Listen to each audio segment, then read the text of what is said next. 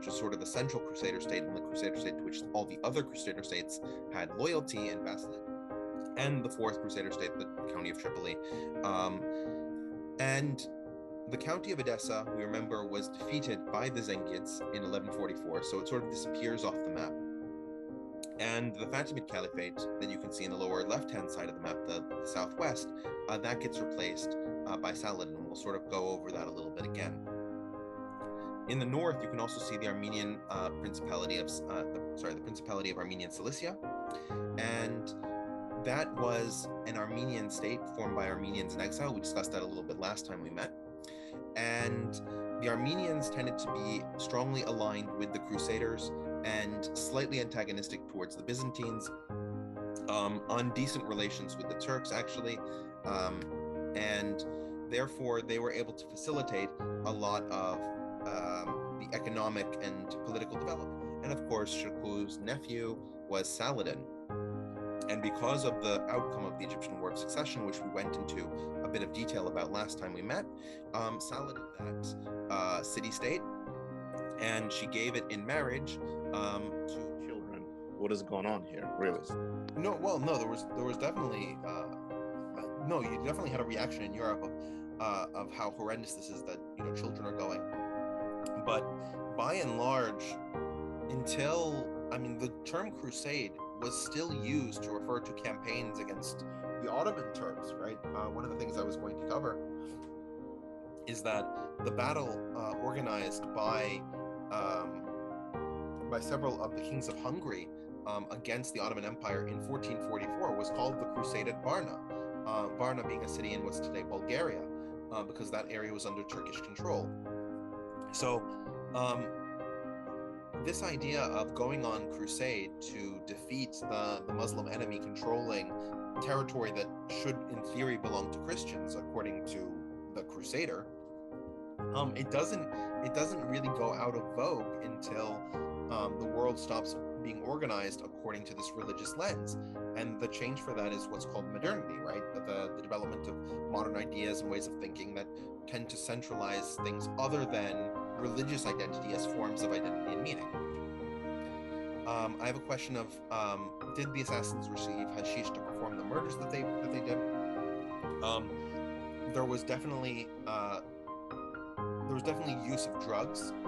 It might not have been hashish. It probably was something more serious, like opiates.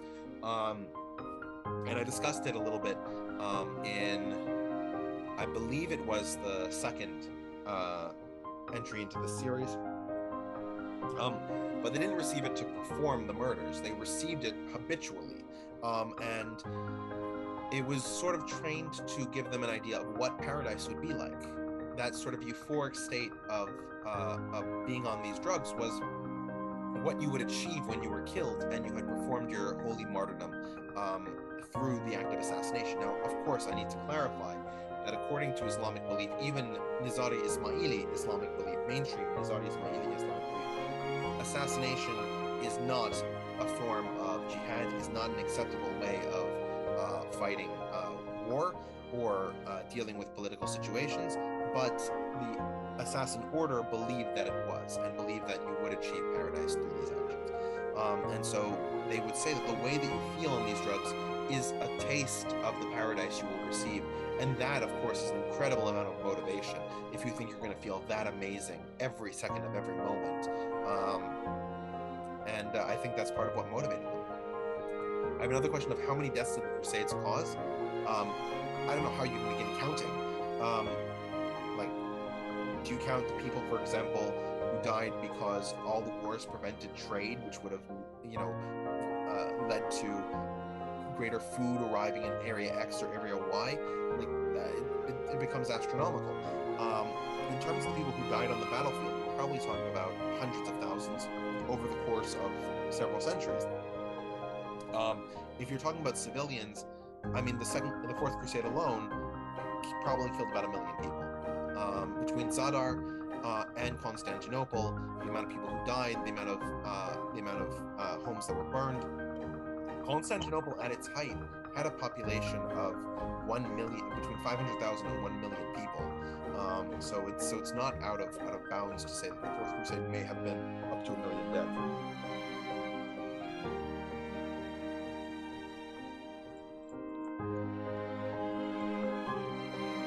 Um, Somebody asked if I'm familiar with the Assassin's Creed video game. I was, and I did mention it when we got to the Siege at Masyaf. You may have missed that earlier part of the discussion. Once you get after the first entry into the series, which is somewhat historical in that you have the major cities of the Crusades and they're controlled by the right people for the time of the Third Crusade, and the interaction with Saladin, that's the crowning moment of the game, mirrors the confrontation with Saladin and Masyaf in the video game. Once you get past the first entry into the series, things start going weird in terms of the timeline, and it becomes less historically accurate. Like, for example, if you look at the second game in the series, you have Ezio Auditore, who is this person who lives in Florence. We have no record of such a person ever existing. We have no evidence that there was ever an assassins group based in Italy. That makes no sense, because the assassins are an Nizari Ismaili order, and according to actual history, the Nizari Ismaili order, that while that religion survived, the assassin order was destroyed by Hüdagu Khan in 1250 through an incredibly brazen act of force against the mountain fortresses of Alamut and several of the other mountain fortresses of the assassins. We have no trace of them in the historical record after that. Now, the video game tends to say, like, no, the assassins went into hiding, they had some secret, no, only people who knew them knew that they existed, because the game has to sort of thread the reality of them not existing with the plot line that they want to promote in any of the stories. And while I'm not going to comment on the plot lines outside of the Islamic world, there is one called Assassin's Creed Revelations, which takes place in Constantinople during the Ottoman period. The plot is unrealistic to the extent that none of the Paleologos leaders, who are the antagonists in the video game, were ever trying to upset the Ottoman order. And there certainly weren't Templars involved. The Templar order didn't exist at that point as well. Of course, the game claims that the Templar order also went into secret in the whole thing. One of the questions I have here is, I spoke earlier about the expensive ferrying horses. I suddenly realized how much they added to the cost strategy supply. Can you imagine if knights needed to bring replacement horses? How did they get horses? Replacement horses did exist in the Levant. There was a horse-growing culture among the new Crusader states that built up, and people bought and sold horses from Armenia. Armenians also raised horses, so that's where horses would come from. But generally, the breeds that were more common in the Middle East were smaller than the horses from Europe, and so people didn't like to switch what breed of horse they were using because they were used to the animals that they were used to. There's a question of how did the Jews fare from the Crusades. I covered the pogroms in Europe during the People's Crusade in the first entry in this series, so you can go back and watch that. In terms of during the Crusader states, Jews were generally tolerated in the Crusader states. They had a lower status than Crusaders and Latins, and a lower status than the next level down, which was the non-Latin Christians. They were categorized with the Muslims. They were tolerated, but they weren't given legal protections. They could not bear arms. They were subject to some massacres. Saladin actually was very famously friendly towards the Jews. There's a long history of friendship between a lot of the Muslim rulers and the Jewish populations of the Middle East, primarily because the Jews were seen as uninterested in political affiliation, in the sense that they had no loyalties to any particular ruler except the rulers that treated their community well. So since they weren't loyal to the Christian communities any more than they were to the Muslim communities, Muslim leaders tended to trust them. So Saladin was actually very famous for letting Jews back into Jerusalem, because during the Crusader rule, Jews were forbidden from the city of Jerusalem. They were allowed to live elsewhere in the kingdom of Jerusalem, but they were forbidden from the city.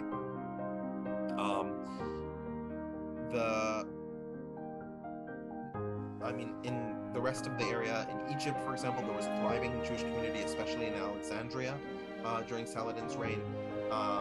In Constantinople is a very central part of the city of Istanbul. The area of the Horn is now called Sultan Ahmet, but those are just two of the regions in Istanbul have gotten up to the top of the seawalls. They encounter stiff resistance from the Byzantine Orthodox Christians who control the city, and you can sort of see them attack Latins who are living in the city. Now, remember, the Byzantine Empire had trade relations with the Genoese, with the Venetians, with a number of other groups. So once the Crusaders were finally able to breach the city, they then turned to Alexios IV, who they empowered in Constantinople, the modern region of eastern Thrace, and tried to consolidate a military. Alexios IV requested that the Crusaders hunt him down, and of Byzantine relics were destroyed. The horses of St. Mark from the Hippodrome were taken from Constantine Orthodox Christians. At this point, what the Crusaders were doing was primarily in the pursuit of money. It wasn't because of an empire, but that's confusing. So historians generally tend to avoid that title. The Greek-speaking people of the Byzantine Empire call it the Francokratia, or the rule by the Franks, which I think is probably the best name for it.